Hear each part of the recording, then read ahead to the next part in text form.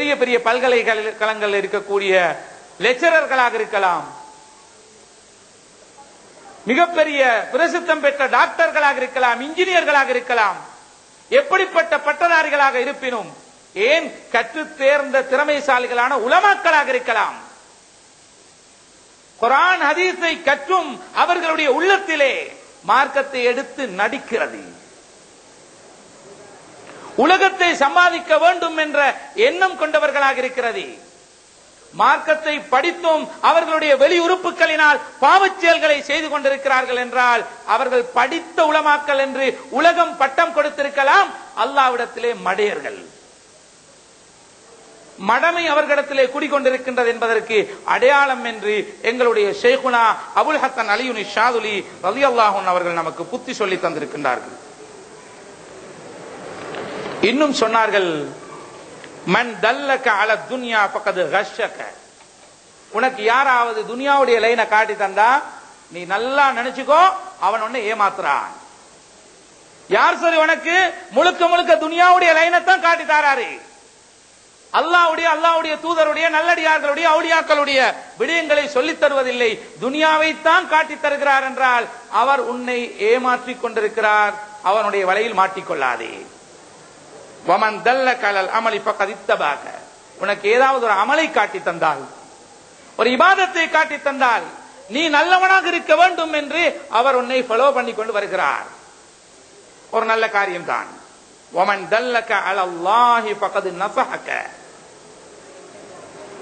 உனக்கு யாராவது அல்லாஹ்வுடைய குதிரத்தை ஞாபகப்படுத்தி, அல்லாஹ்வுடைய நெருக்கத்தை ஞாபகப்படுத்தி, நீ அல்லாஹ்வை நினைத்துக் கொண்டு வாழ வேண்டும் என்று உனக்கு யாராவது சொல்லித் தந்தால் அவர்தான் உனக்கு உண்மையான நசீஹத்தை செய்கின்ற நல்லவர். நம்முடைய ஷேக்மார்கள் அதைத்தான் செய்தார்கள், தரீக்கத்துடைய மஷாயிக்மார்கள் அதனைத்தான் செய்தார்கள். அல்லாஹ்வின் பக்கம் நெருக்கமாக்குவதற்காக வேண்டி நமக்கு தேவையான எல்லா காரியங்களையும் செய்து காட்டினார்கள், முன்மாதிரியாக இருந்தார்கள், சொல்லித் தந்தார்கள். இப்பொழுது நம்முடைய ஷேக்மார்கள் நமக்கு காட்டி தந்தது மிகப்பெரிய நசீஹத்தாக இருந்து கொண்டிருக்கிறது. நான் சென்ற வருடமும் இதே இடத்தில் இந்த விவரங்களை சொன்னேன் என்று நினைக்கின்றேன். அதாவது இதா தக்குல திக்ரு அலா லிசானிக, சொன்னார்கள், உன்னுடைய நாவினால் விக்ரு செய்கிறது உனக்கு கஷ்டமாக இருந்தால் பாட்டு பாடலாம், கதை சொல்லலாம், வீண் பேச்சுக்கள் பேசிக் கொண்டிருக்கலாம், ஏமாற்றுவதற்கு பொய் சொல்வதற்கு அல்லாஹ் நாவை பயன்படுத்தலாம். ஆனால் விக்ரு செய்வதற்கு, குர்ஆன் ஓதுவதற்கு, விக்ருடைய விடயத்திலே நாவை ஈடுபடுத்துவதற்கு கஷ்டம் என்று நீ உணர்வதாக இருந்தால் ஒன்று ஞாபகம் வச்சுக் கொள்ளுங்கள். கசுரல் லகுவு ஃபீ மகாலிக. போன்ற பேச்சில அவசியம் இல்லாத பேச்சு தான் கூடிக்கொண்டு போகுது என்று சொன்னான். விக்ரு குறைந்து, குர்ஆன் திலாவத்து குறைந்து, வீண் பேச்சு கூடிக்கொண்டு போகுது என்று சொன்னால் இன்னும் ஒன்று சொன்னார்கள். அது ரெண்டு. மூன்றாவது, வன் பசத்தத்தில் ஜவாரிஹு ஃபீ ஷஹ்வாதிக. போன்ற வெளியுறுப்புகள் எல்லாம் போன்ற நப்சு விரும்பக்கூடிய காரியங்களை செய்வதற்கு துணிவதாக இருந்தால், நப்சு சொல்லுது ஹராமான விஷயத்தை பாருண்டு கண் பார்க்குது, நப்சு சொல்லுது ஹராமானதை தொடு எடு என்று அந்த கை தொடுகிறது, நப்சு சொல்லுகிறது ஹராமான விடயத்துக்காக நடந்து போ என்று அந்த கால் நடக்கிறது. இப்படி இருந்தால் நாலாவது விடயம், வன் சத்த பாபுல் ஃபிக்ரதி ஃபீ மசாலிஹிக. நீ உன்னை சீர்திருத்திக் கொள்ள வேண்டும் என்ற நல்ல சிந்தனையின் வாயில் அடைபட்டிருந்தால் உனக்கு அந்த எண்ணம் வாரதே இல்லை, நான் திருந்தோணுமே என்ற உணர்வு வாரதே இல்லை. நான்கு விடயம். முதலாவது, விக்ரு செய்வது கஷ்டமாக இருக்கிறது. இரண்டாவது, விக்ருக்கு மாற்றமாக வீண் பேச்சுக்கள் தான் கூடியிருக்கிறது. மூன்றாவது, நம்முடைய உறுப்புகள் உள்ளம் சொல்லுகின்ற பாவமான காரியங்களுக்கெல்லாம் இயங்கிச் செல்கின்றன. நான்காவது, நான் திருந்த வேண்டுமே என்ற உணர்வு வருவதில்லை. உம்மா வாப்ப எவ்வளவு புத்தி சொல்லியும், உலமாக்கள் எவ்வளவு சொல்லியும், எவ்வளவு பயான் சொல்லியும் திருந்த வேண்டும் என்ற எண்ணம் வருவதில்லை. இப்படி நீ உன்னை இடை போட்டுக் கொண்டால் ஃபஅலம், நீ அறிந்து கொள், அன்னதாலிக மின் அலீமி ஔஸாரிக. உன் வாழ்க்கையில பாவங்கள் கூடி போச்சு, அதனாலதான் அந்த கதி என்ன நீ தெரிஞ்சுக்கோ. பாவம் கூடினதனால விக்ரு செய்யறதுல உனக்கு இன்பம் இல்ல, பாவம் செய்வதனால விக்ரு செய்வதில் இன்பம் இல்ல. வீண் பேச்ச பேசணும் என்ற எண்ணம், வெளியுறுப்புகளை பாவத்தில் ஈடுபடுத்த வேண்டும் என்ற எண்ணம், நீ திருந்த வேண்டும் என்ற நல்ல உணர்வு வருவதில்லை. ஏன் பாவங்கள் மிகைத்து விட்டது. இன்னும் ஒன்று சொன்னார்கள், உன்னுடைய உள்ளத்தில் முனாஃபிக்தனம் வளர்ந்து விட்டது என்று நினைத்துக்கொள். நயவஞ்சகத்தனம் வந்து விட்டது. பேசினால் பொய் பேசுகிறது, வாக்களித்தால் மாறி செய்கிறது, நம்பப்பட்டால் துரோகம் செய்கிறது. வெளிரங்கத்தில் மோமின் முஸ்லிமை போன்று இருப்பதும் இஸ்லாத்தை உள்ளத்தினால் வெறுக்கிறதும். இப்படிப்பட்ட நிஃபாக்குத்தனம் உன்னிடத்தில் வந்ததனால் தான் திக்ரில் உனக்கு இன்பம், பாவத்திலே இன்பம். இது அபுல் ஹசன் அலியுனி ஷாதுலி ரலியல்லாஹு அன்ஹு அவர்கள் சொல்லித் தந்தது. இப்பொழுது நாம் ஒரு முடிவுக்கு வர வேண்டுமே. இப்படியே நாங்கள் வாழ்க்கையை கழித்துக் கொண்டிருந்தால் என்ன செய்வது? இப்படியே நம்முடைய வாழ்க்கையை கழித்துக் கொண்டிருந்தால் நாம் என்ன செய்வது? நம்மை திருத்திக் கொள்ள வேண்டும். ஆம், அதற்கு நமக்கு சொல்லித் தருகிறார்கள்.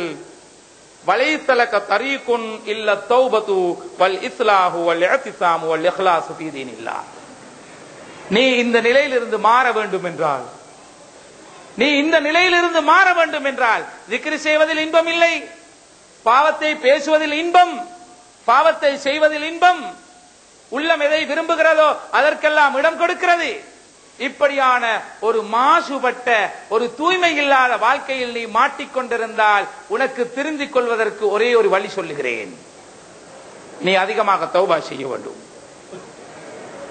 நீ உன்னை சீர்திருத்திக் கொள்வதற்கு தேவையான உபதேசங்களை பெற வேண்டும். நீ மக்களோடு ஒற்றுமையாக இருந்து கொள்ள பழக வேண்டும். அல்லாஹ்வுடைய தீனுல் இஸ்லாத்திலே நீ இஹ்லாஸோடு செயல்பட வேண்டும். நீ இஹ்லாஸோடு இருக்க வேண்டும். இப்படி சொல்லிவிட்டு அபுல் ஹசன் அலியுனி ஷாதுலி ரலியல்லாஹு அன்ஹு அவர்கள் சொல்லுகிறார்கள், மகனே என்று சொல்லி இருப்பார்கள், தன்னுடைய மகனே என்று அழைத்து சொல்லி இருப்பார்கள். உன்னுடைய உள்ளத்தில் இப்படியான நிலை வந்துவிட்டால் நீ தௌபா செய்ய வேண்டும், இப்படியான காரியத்தில் ஈடுபட வேண்டும் என சொல்லிவிட்டு அலம் தஸ்மா இலா கௌலில்லாஹ், குர்ஆனுடைய ஒரு வசனத்தை ஓதி காண்பித்தார்கள். இல்லல்லதீன தாபு வ அஸ்லஹு வ அத்தஸமு பில்லாஹ் வ அக்லஸு தீனஹும் ஃபஉலாயிக மால் முஃமினீன். இந்த வசனத்தை நன்றாக கேட்டுக்கொள்ளுங்கள்.